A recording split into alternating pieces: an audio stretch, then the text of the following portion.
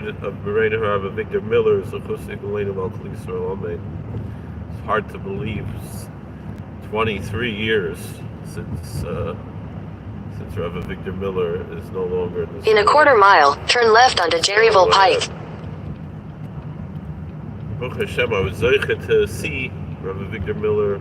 I don't remember if it was 2 or 3 times. I actually got an autograph from him. I bought one of his Sfarim and named it Bracha Vatzlacha, which he wrote in Hebrew block letters, and then he wrote in English. At the light, turn left onto Jerryville.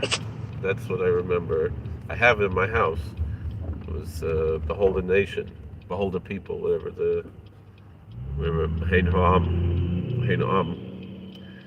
So anyway, Rav Avigdor Miller was a big influence in my life. I remember when I was a child coming to Rabbi Fishman. Continue for 3 miles. In White Lake, where I daven now, and on the shelf there were Sfarim from Rav Avigdor Miller.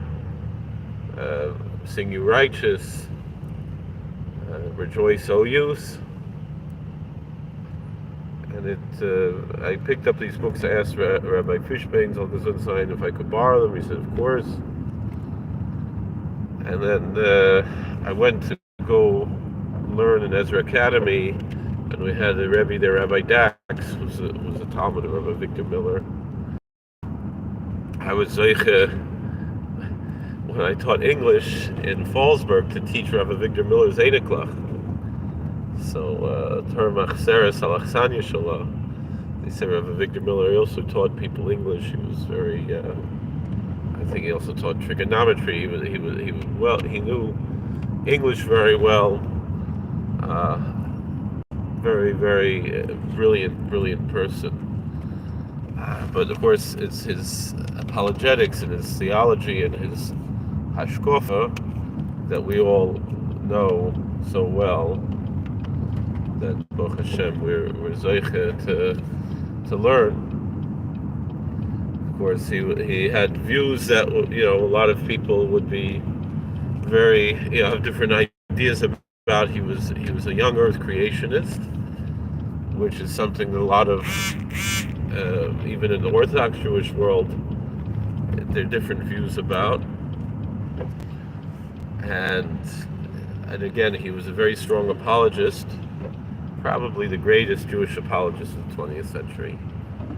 Of course, his derech was a little bit different than other apologists.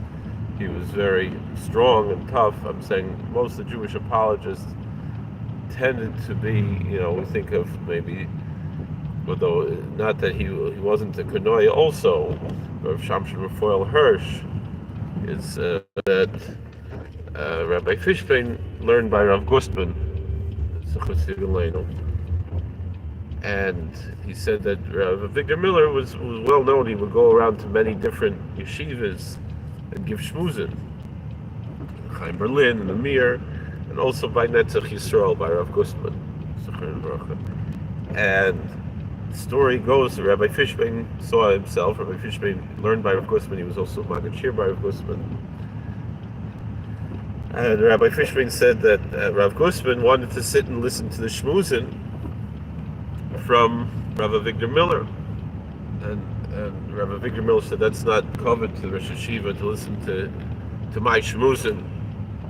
So they said that Rav Gustman, he actually went and hid in the closet just so he could listen to the shmuz, the Musar shmuz from Rav Avigdor Miller. So we had another Einiklach. There's several Einiklach of Rav Avigdor Miller in Fallsburg. So I took Rabbi Fishbein. There's a video when we went to Rabbi Fishbein had to say Kaddish for his father. He went to Daven Mincha in Fallsburg, and it was really geschmack when all the Bachrim talked to Rabbi Fishbein. So the one Bacher said he was an Einiklach of Avigdor Miller. So I told him, I asked him not to tell that story. So that was among many other stories, of course, that we saw by Rav Avigdor Miller's Chassid Galenu. The story that I heard, I remember I was Hosbucher. I was the Gabbai by the Shidlovtzer Rebbe Shlita, and I'm just going to move over so this guy can pass me because I'm very nervous with this tire that I have. So anyway, please stop for me. I should get home with how the tire. I'm having a hard time driving. So anyway, make sure I'm. Oh, I don't have the thing on. I might be getting lost.